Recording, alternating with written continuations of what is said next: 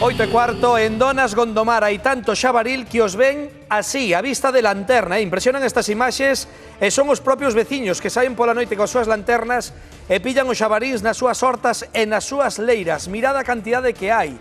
Din que non poden botar tranquilamente unhas patacas ou ter unha horta como todo o mundo porque iso está inzado de xabarín.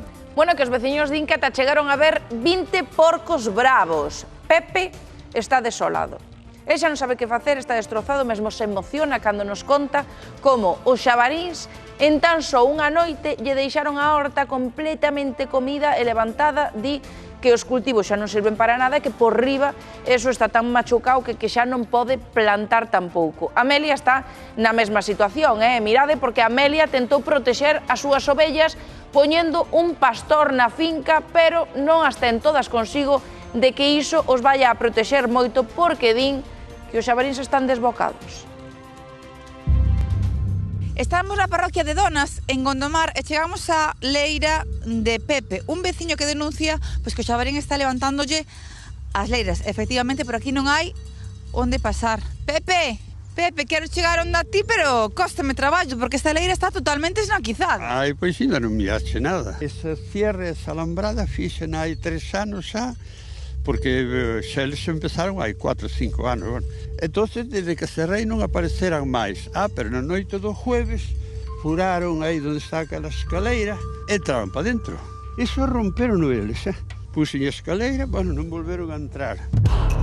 Denunciei a Guardia Civil, denunciei no Ayuntamiento, a Policía Municipal. E cantos poden pasar? Cantos xabaríns? Unha vez falarme de 20 e tantos. Unha veciña falouche de 20 e Pero tantos. xa estou falando de hai 2 anos, Botas horas e horas a traballar nesta leira e descubres que ven un xabarín e estraga tú. No, o problema é de que agora ven a época de botar as patatas.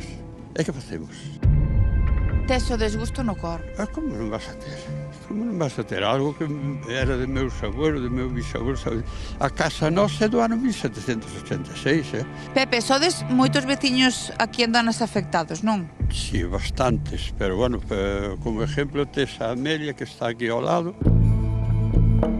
Amelia, esta é a tua leira, pero está totalmente levantada. Presteia aos jabalíns, porque xa miras o que fan os jabalíns, sin ver de sembrarme patatas, arrancan a todo. Canto tempo levades aguantando esta situación, Amelia? Bueno, xa hai anos, pero como este ano nunca. Aquí veñen todas as noites,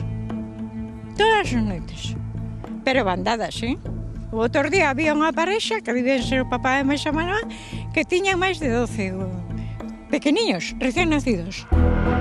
Iso foi esta noite, mira, que ayer non estaba.